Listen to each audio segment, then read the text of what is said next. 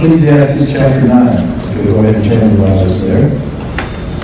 Last week we looked at the major recurring themes in the book of Ecclesiastes, things like the vanity or futility of our lives under the curse, other effects of the curse, especially death as the ultimate consequence. We looked at both the benefits and limitations of wisdom and the fact that all of life is in God's hands. He rules over all of life and over all of our lives. We considered the certainty of coming judgment in the book of Ecclesiastes. That was something that will resurface again later in the book, and the importance of fearing God in light of that coming judgment. We looked at the fact that despite the effects of the fall, there's still joy to be had in this life. And in fact, we're commanded to rejoice and enjoy life and see it as a gift from God. And we'll see some of these same themes in chapter 9. And if you think about Solomon's method of teaching, he'll often surface a theme early in the book and then come back to it and deal with it again in more detail. Now you could note that and say, well, Solomon's doing the very thing that he's lamenting. He's making us grow weary with all of this repetition. I hope you don't do that. I hope you'll embrace the maxim that repetition is the mother of learning. And I appreciate the fact that as difficult as this book is, in many ways, it's a difficult argument to follow as you read through the book, especially compared to other Bible books. The major themes are clear, and they're repeated in a way that is helpful to us, and they really are intended to help us gain a proper perspective on life, especially life under the sun, life under the effects of the fall. Well, if we consider what we covered last week in chapter 8, we saw that it was divided up into two major sections. The first was the administration of an earthly king, much like Solomon himself. And we talked about the fact that an earthly kingdom can be understood to a large degree, especially by a wise man that is helping the king in his administration.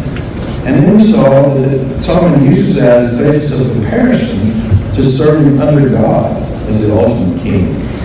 Now, God has established within creation a retribution principle. In general, He blesses the righteous and punishes the wicked. But He also goes against that pattern as He sovereignly desires. And that's what Ecclesiastes is dealing with. It's dealing with the exceptions, as does the book of Job. Thus, even the wisest of men, unlike an earthly king, can offer no counsel to God. There's no one higher than God, and there's no one who can help Him in the administration of His kingdom. It's interesting to note that in chapter 8, the beginning of that chapter, the very first verse, speaks about the advantage of wisdom. And Solomon does that in many places in Ecclesiastes. But at the end of the chapter, there's a verse that speaks on what man cannot know. So that's the way Ecclesiastes works. It looks at it from both ends. It's not a bad summary, that's not, of how Solomon views wisdom throughout this book. We also saw from last week that the key truth in all of this is that God is great and we are not. We saw that God Himself made that clear to Job and all that God allowed in his life and took him through. And it's just as important for us to remember that truth today. God uses different things in our lives to accomplish His own purposes. Let's look now at Ecclesiastes 9, 1 through 18. And in this part, Solomon's continuing his investigation into the mystery of his work and in man's activity. He makes new observations that really seem to be disappointing. They dampen his quest. Not only is man's personal future unknowable, but the wisdom that should help us and that even God Himself provides in His Word is limited. Again, those are things that we've looked at already a number of times in Ecclesiastes. Despite these disappointments, man should still enjoy life and find satisfaction in his activity. Now we're going to come across another, what we call a joy refrain in chapter 9. It's the 6th of 7 such refrains, so we'll have one more after this. So we're going to do something a little different this morning, and I want to read the entire chapter, and then we'll go back and look at it verse at a time. Ecclesiastes 9, beginning in verse 1. For I've seen all this, I've taken all this to my heart and explained that the righteous men, wise men, and their deeds are in the hand of God. Man does not know whether it will be love or hatred. Anything awaits him. It's the same for all. There's one fate for the righteous and one for the wicked, for the good, for the clean, and for the unclean, for the man who offers a sacrifice, and for the one who does not sacrifice. As the good man is, so is the sinner. As the swearer is, so is the one who is afraid to swear. This is an evil, and all that is done under the sun, that there is one fate for all men. Furthermore, the hearts of the sons of men are full of evil, and insanity is in their hearts throughout their lives. Afterwards, they go to the dead. For whoever is joined with all the living, there is hope. Surely a live dog is better than a dead lion. For the living know they will die, but the dead do not know anything, nor have they any longer a reward, for their memory is forgotten. Indeed, their love, their hate, and their zeal have already perished, and they will no longer have a share in all that's done under the sun. Go then, eat your bread in happiness, and drink your wine with a cheerful heart, for God has already approved your works. Let your clothes be white all the time, and let not oil be lacking on your head. Enjoy life with the woman whom you love all the days of your fleeting life, which he has given to you under the sun. For this is your reward in life, and in your toil in which you labored under the sun. Whatever your hand finds to do, verily, do it with all your might. For there is no activity or planning or knowledge or wisdom in Sheol, where you are going. I again saw under the sun that the race is not to the swift, and the battle is not to the warriors, and neither is bread to the wise, nor wealth to the discerning, nor favor to men of ability. For time and chance overtake them all. Moreover, man does not know his time. Like fish caught in a treacherous net, and birds trapped in a snare, so the sons of men are ensnared at an evil time when it suddenly falls on them. Also, this I came to see as wisdom under the sun, and it impressed me. It was a small city with few men in it, and a great king came to it, surrounded it, and constructed large siege works against it. But there was found in it a poor wise man, and he delivered the city by his wisdom. Yet no one remembered that poor man. So I said, wisdom is better than strength, but the wisdom of the poor man is despised, and his words are not heeded. The words of the wise heard in quietness are better than the shouting of the ruler among fools. Wisdom is better than weapons of war, but one sinner destroys much good. We're going to divide this into two main sections. First, the fact that man's future is unknowable, and under that, man's activity is in God's hands. Verse 1 says, taking all this to my heart, explaining that righteous men, wise men, and their deeds are in the hand of God. Man does not know whether it be love or hatred, anything awaits him. It's pretty self-explanatory, especially in light of what we've covered already up to this point in Ecclesiastes. And we can easily testify this in our own lives. We don't know what's coming. We want to live godly lives. We want to live according to wisdom as laid out in Scripture. But things can happen that just seem to go against all that we've done. And we don't know the future. When Solomon makes that statement, he's not talking about eschatologically. We do know in broad outlines where history is headed. We know, especially where we stand at this point in redemption history, what's coming in a broad way in the future. That's not what he's speaking about here. He's talking about in our individual lives, we don't know the next thing that's going to happen. Sometimes things turn out in the way that we plan, in the way that we want them to. Very often things happen that we could not possibly anticipate. Solomon's just acknowledging that truth here in the opening verse of chapter 9. Even for righteous and wise men and women, anything awaits them. It's all in the hands of God. Now, an indication of this is one cannot judge accurately whether an individual is not to God's approval or disapproval, his love or his hatred. That's the implication of that verse. Simply by their present circumstances. I think Matthew alluded to that in his prayer. Of course, that was the mistake that Job's counselors made. On the one hand, they're assuming God's retribution principle, and they're assuming that all the bad things that have come upon Job are because he's done something wrong. Well, that wasn't the case. And Job knew it wasn't the case. Job wasn't arguing that he was perfect, but he was arguing the fact that things weren't happening according to his righteousness. It didn't seem like what was happening to him fit the way that he lived. As Solomon is noted for us earlier, and as other places, other writers of Scripture have said, sometimes the righteous suffer and the wicked prosper. But what we have to keep in mind in all of that, as those who fear God, is that God has His purposes in all circumstances. Solomon goes on to expand that idea in verses 2 and 3. He says, it's the same for all.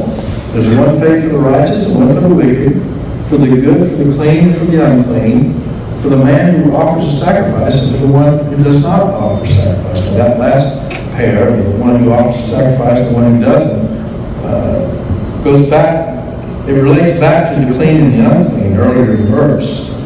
Part of the purpose of sacrifices in the Old Testament was to take a person from a state of uncleanness to cleanness. Now, oftentimes that was for some sin issue, but it didn't have to be. Even a woman who had a child went into a state of uncleanness, and there was a necessity of sacrifices being offered to remove that. What he's saying here is the main point that he's driving at here is that it's the same for all, whether you offer a sacrifice or not, whether you're a good man or a sinner, whether you're one who swears. And again, this is looping back to what he talked about earlier as far as swearing an oath, not swearing in the sense of cuss words. Whether you're one that does that or not, the main point is that the outcome is the same. And Solomon goes on in verse 3 to tell us what that outcome is. This is an evil, and all that is done in the Son, but there's one fate for all men. Remember, Solomon is looking at it from the perspective of under the sun. He's recognized in other places that beyond life under the sun, there's a judgment by God, and that's where there will be a difference. But as far as under the sun goes, it's the same. Furthermore, the hearts of the sons of men are full of evil, and insanity is in their hearts throughout their lives. Now, Solomon already alluded to that last part as well, back in chapter 7, verse 29, when he said that God made men right, but they've sought out many devices. He's making a reference to man being originally made in the image of God without sin, and yet the fall corrupted man. And we see this back in the book of Genesis 6 in particular. This is in a context of some 1,600 years after the creation, after the original creation, and just prior to the coming of the great flood. These are some very fascinating statements in Genesis 6 and very clear on the depravity of man. Genesis 6, verses 5 and 6 say, Then the Lord saw that the wickedness of man was great on the earth. Every intent of the thoughts of his heart was only evil continually. And the Lord was sorry that he had made man on the earth. That's quite a statement. He was grieved at his heart. And then verses 11 and 12. Now the earth was corrupt in the sight of God. The earth was filled with violence. God looked on the earth, and behold, it was corrupt. All flesh had corrupted their way upon the earth. And of course, the solution that God brings to purify the earth is to bring the flood, to destroy every living creature on the earth except those that have been brought into the ark. Even after the flood, even though Noah was a righteous man and he and his family were delivered to the ark, we have this statement after the flood in Genesis chapter 8. The Lord smelled the soothing aroma, and that would have been of the sacrifices that Noah offered after they left the ark. And the Lord said to himself, I will never again curse the ground on account of man, for the intent of man's heart is evil from his youth. I'll never again destroy every living thing as I've done. So the flood didn't completely fix the problem. Man's heart is still evil. No, the promise here is that God's not going to destroy the world again by water, although he will destroy it eventually by fire. And Jeremiah affirms this in Jeremiah 17:9. The heart is more deceitful than all else and is desperately sick. Who can understand it? So again, Solomon is just reflecting back on truth that's already been revealed in the Old Testament and acknowledging that truth of the wickedness of men's hearts. The hearts of the sons of men are full of evil. Insanity or madness is in their hearts throughout their lives. Afterwards, they go to the dead. This is the fate, that one fate that Solomon's been driving at up to this point in chapter 9. Death. Death is an end of life under the sun, the end of our physical lives. We talked about this before as well. The basic meaning of death, physical death, is separation of the soul from the body. The soul, because man is made in the image of God, continues to exist after physical death. But the body is without life and without the ability to participate any longer in life under the sun.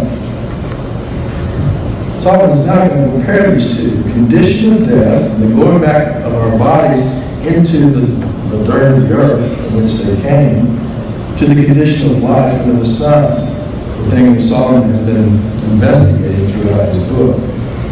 And as critical as he's been throughout the book about the difficulties of life under the sun, he declares here that life is better than death. Verses 4 through 6. For whoever is joined with all the living, there's hope. Surely a live dog is better than a dead lion. The living know they will die, but the dead do not know anything, nor have they any longer a reward, for their memory is forgotten. Indeed, their love, their hate, and their zeal have already perished. And they will no longer have a share in all that's done in the Son. Now, this is a different perspective from what we saw back in chapter 4. You remember back there, Solomon actually congratulated the dead. He says, I congratulate the dead who are already dead more than the living who are still living. But better off than loving him is the one who's never existed, who's never seen the evil activity that's done under the sun. It's different, but it's a different context as well. Back in chapter 4, Solomon's recognizing that it's better to be dead than to be in a life of oppression, the oppression of other men. Here in chapter 9, he's saying it's better to participate in life, even in a difficult life, with hope that things might get better. Better to live that way than to be dead and have no hope at all.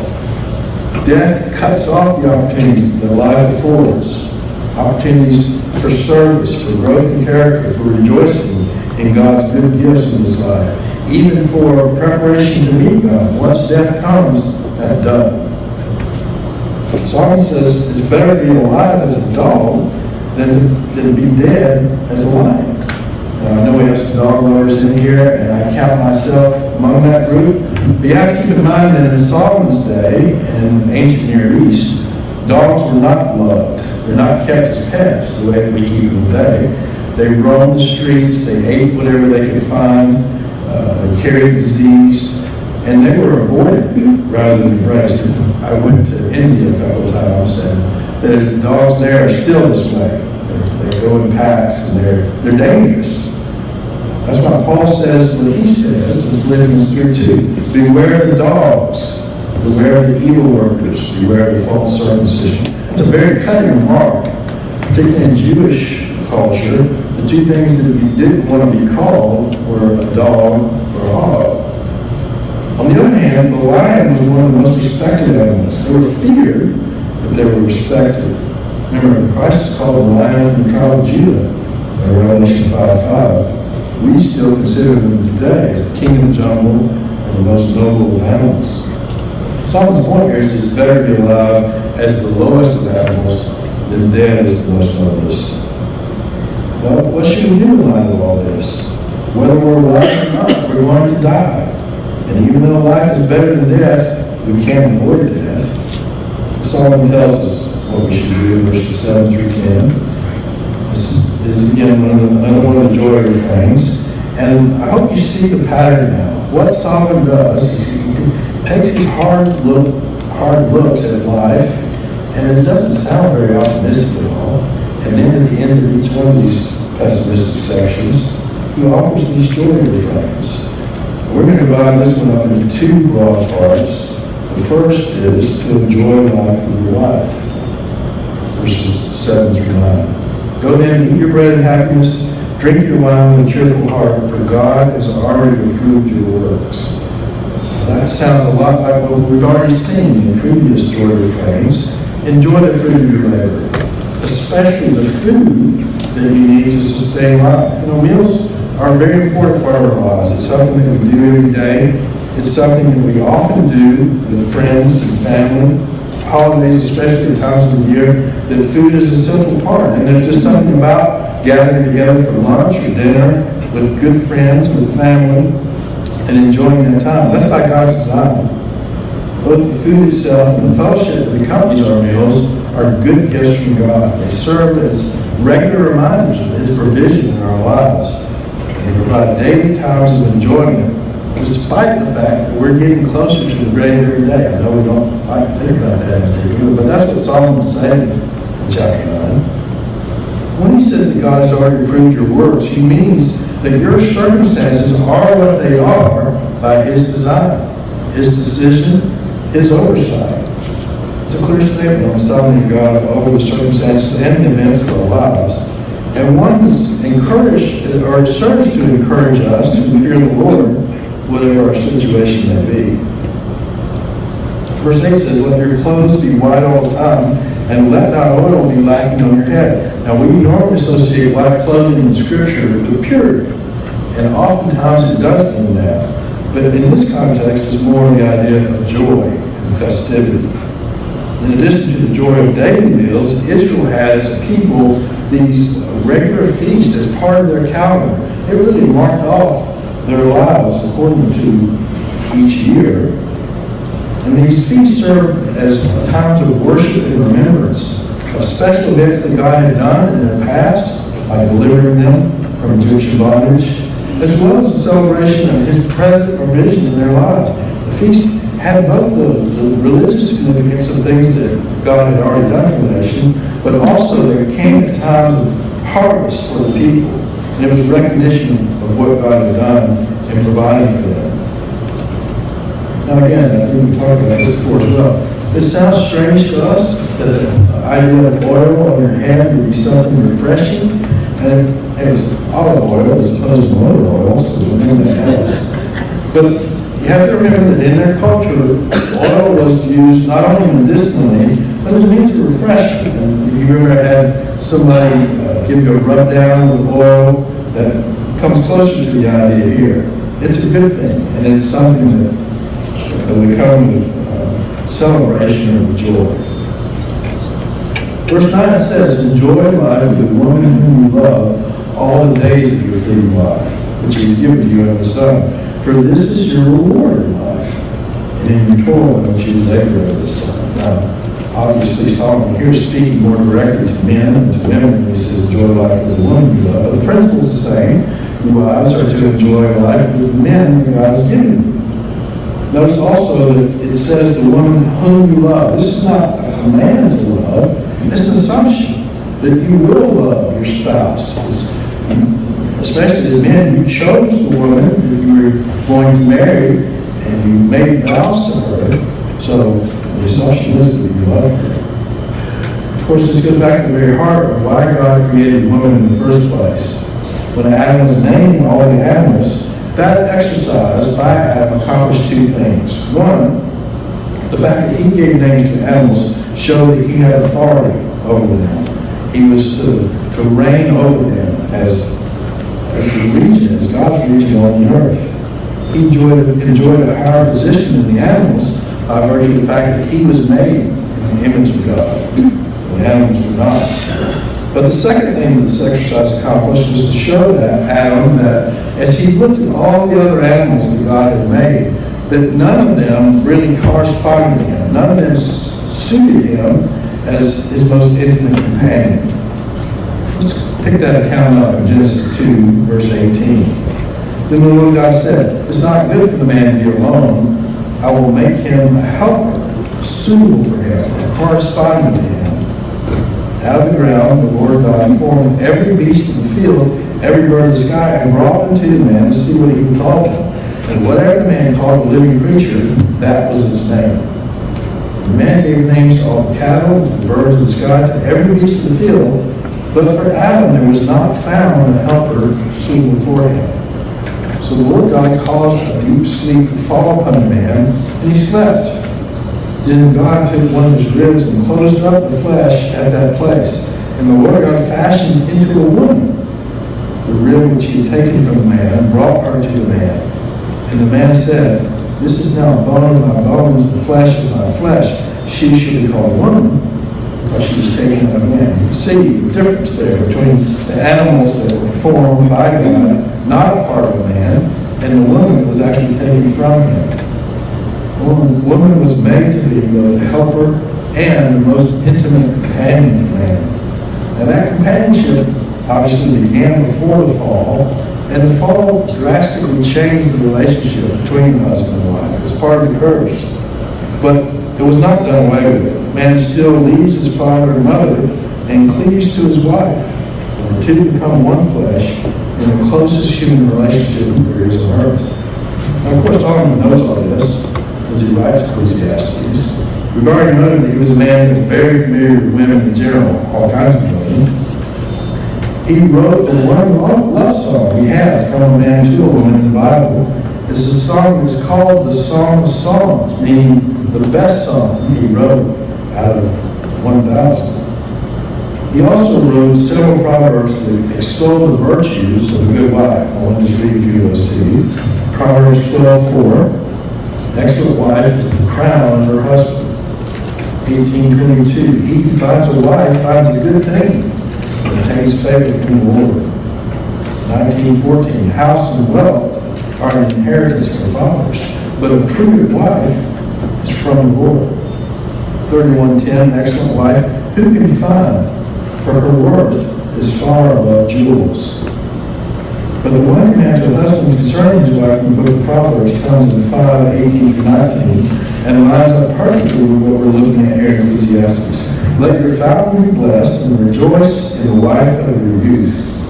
As a loving hind and a graceful doe, let her breast satisfy you at all times. Be exhilarated always with your love. That's the one verse in Proverbs is actually a command. It's the same thing that Solomon is saying in the book of Ecclesiastes. So despite the apparent inequities in life and the inevitability of death, those who know God should enjoy life as good gifts, as a reward for their activity under the sun, and in recognition that He's in charge.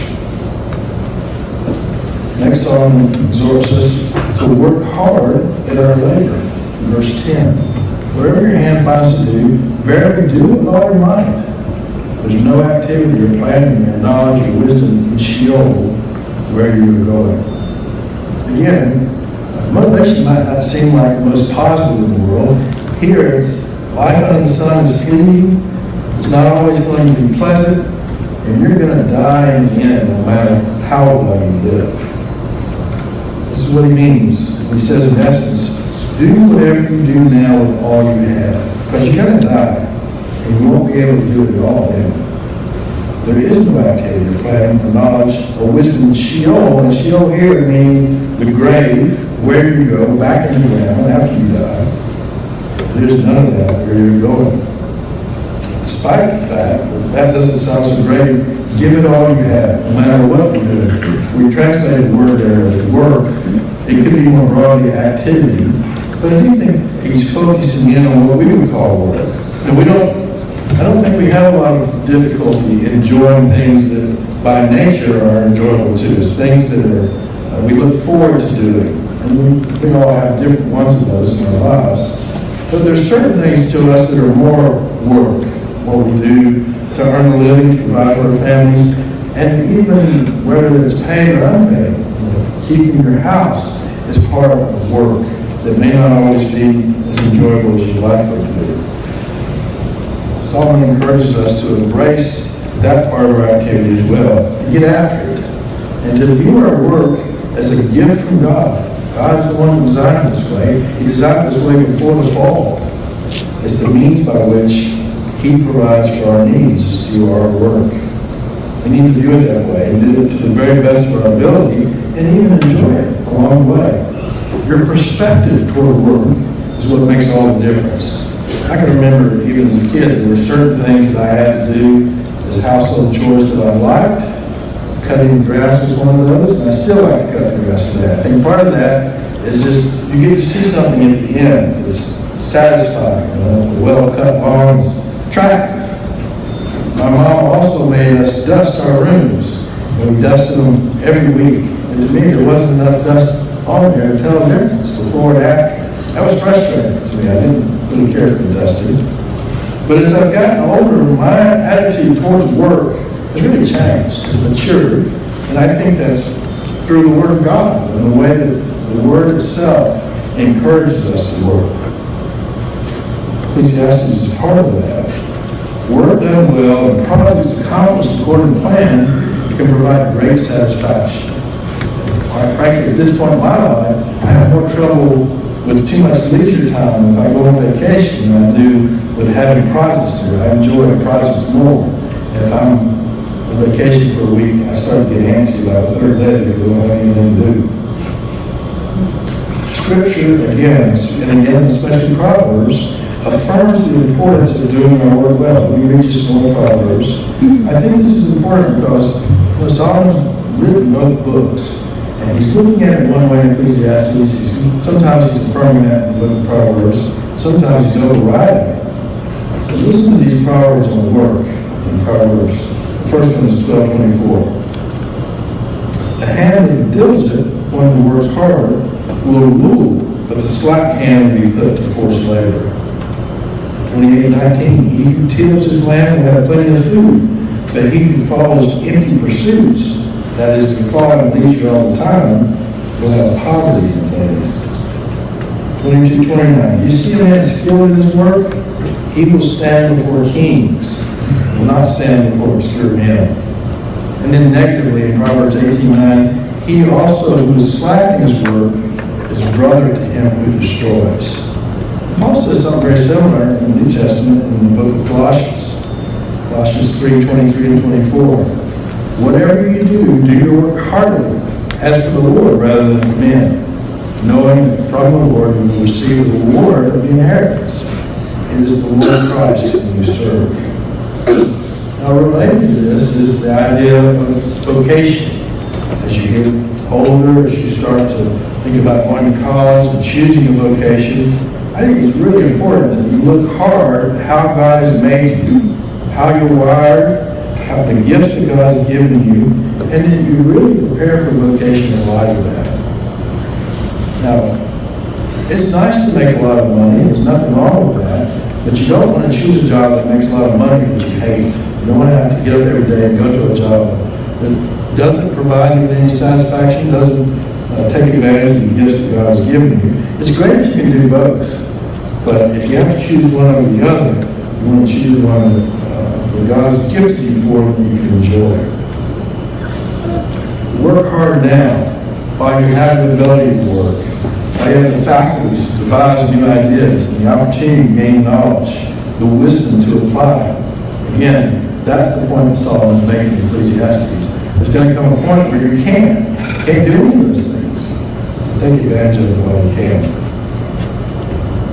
Alright, so the next major section of chapter 9 is that man's wisdom is limited. Again, this is not the first time we've heard this. It's another major theme in the book of Ecclesiastes. Solomon wants to make sure that we don't forget. Wisdom may fail due to an unknowable future. He says, I again saw under the sun that the race is not to the swift, and the battle is not to the warriors, and neither is bread to the wise, nor wealth to the discerning, nor favor to men of ability. That sounds odd. I mean, didn't we just read about that in the book of Proverbs? In fact, that goes against virtually everything that Solomon says in the book of Proverbs. In general, the race is to the swiftest with runner. The battle is to the one that's most prepared as a warrior. Bread does go to the wise and not to the foolish, because the wise man knows what he must do to earn his bread. Wealth is to the discerning and not the foolish. And favor does go to men of ability. We just read that in the book of Proverbs. And they're more likely to be recognized for their giftedness. So what in the world is going on here? Well, once again, in Ecclesiastes, Solomon is warning us against or about the exceptions and cautioning us not to see the general rule as fail-safe. He says in the remainder of verse 11, time and chance overtake them all. Now, the word translated chance there can also be translated event. I think that fits better in this context. When we say time and chance, it sounds like that God's not in control of it. He is in control. He controls both the timing and the events of our lives.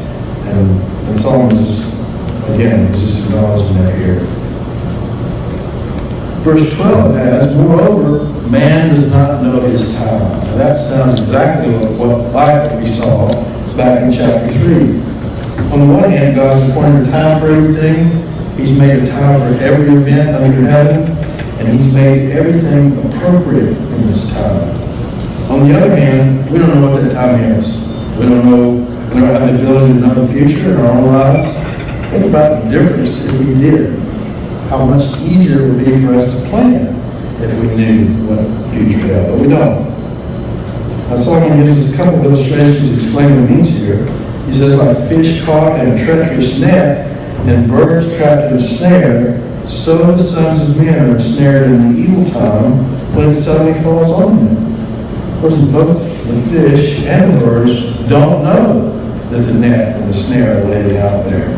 Because they don't see them, they're suddenly captured by them. Solomon's point is that speed, strength, wisdom, discernment, and the ability are all to be valued, but they're not fail-safe. God ultimately rules over all and determines the outcome. Proverbs 21:30 says, there is no wisdom, no understanding, no counsel against the Lord. That is, anything greater than He is, anything that can go up against what He's determined. The horse is prepared for the day of battle, but victory belongs to the Lord. Again, that's a theme of wisdom literature in general. He's not saying, well, we can't know what's going to happen, let's just see what happens and not plan, not prepare, not exercise wisdom. The Bible doesn't advocate that. We are to plan, we are to work hard, we are to prepare, but we have to be ready for the fact that despite all those things, something can happen that goes against all that. We have to keep in mind as well that God Himself has made it that way. He's made it that way so that men might fear Him and depend upon Him rather than depending upon a fail-safe system of wisdom. Secondly, wisdom may fail due to poor memories. Solomon used a similar kind of story back in chapter 4 to illustrate his point there. He does that again here in chapter 9, verses 13 through 18. Also, this I came to see is wisdom under the sun, and it impressed me. There was a small city with few men in it, and a great king came to it, surrounded it, and constructed large siege works against it. Now that is a standard method of warfare in Solomon's day. An army would come into a city, the city was surrounded by walls, the people that lived in the city would hunker down inside and close the gates, and the army outside would basically just wait them out. They'd cut off their food supply and water supply. They'd try to starve them out as a means of taking over the city. But the other thing that they would do is start building, just with piles of rubble, a ramp up to the top of the city walls. The people inside the city had the advantage of height, so they could shoot down the armies, shoot arrows down at them, they could throw rocks down at them. But the people outside, the people that were seizing the city, had time on their side, and they would just slowly build this ramp up until they could reach the top of the city walls and climb over in and take it over. It was a little bit slower process than our military battles today. But verse 15 says there was found in it, that is in the city, a poor wise man, and he delivered the city by his wisdom. Now, it doesn't tell us how, because how is not really the relevant part here. What's relevant is that this one poor wise man delivered the whole city from being conquered by an invading army. That's pretty impressive. And it seems there to be a strong case for the value of wisdom. In one sense it is. But what does Solomon say? No one remembered that poor man. So I said wisdom is better than strength, but the wisdom of the poor man is despised, and his words are not heeded. As a professional wise man himself, as a sage, Solomon appreciated the value of wisdom. He appreciated the fact that this one wise man was more effective than an entire army. But not everybody in the city did. The wise man was soon forgotten. His wisdom was forgotten with him, and his words did not have any long-lasting impact on the city's inhabitants.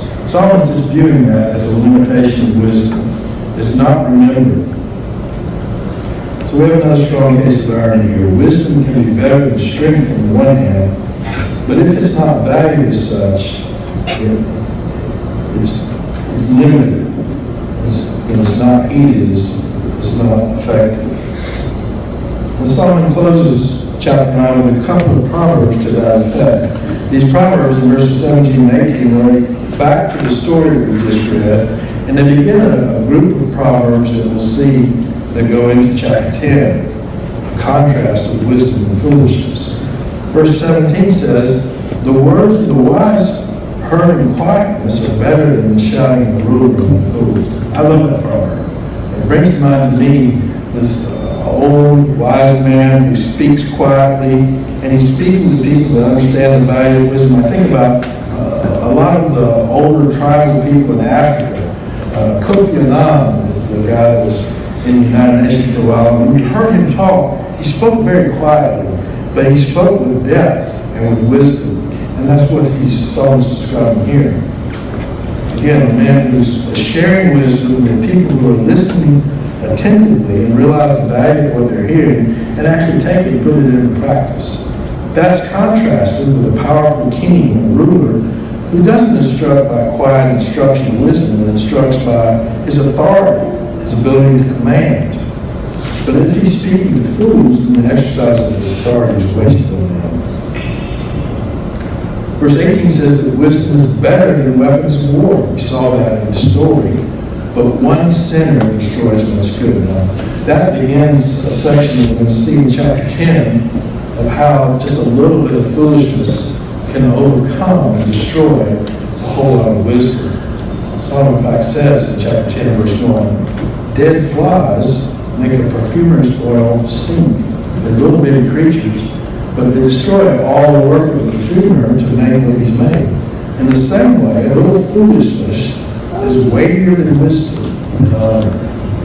Living by wisdom is a lot harder than living by foolishness. We're born foolish. It doesn't take much work to live a foolish life. It takes a lot of work to live by wisdom. And Solomon's point here, and again, his point in chapter 10 will be that just a little foolishness can overcome a whole lot of wisdom. We'll look at that in more detail next week. Let's pray together.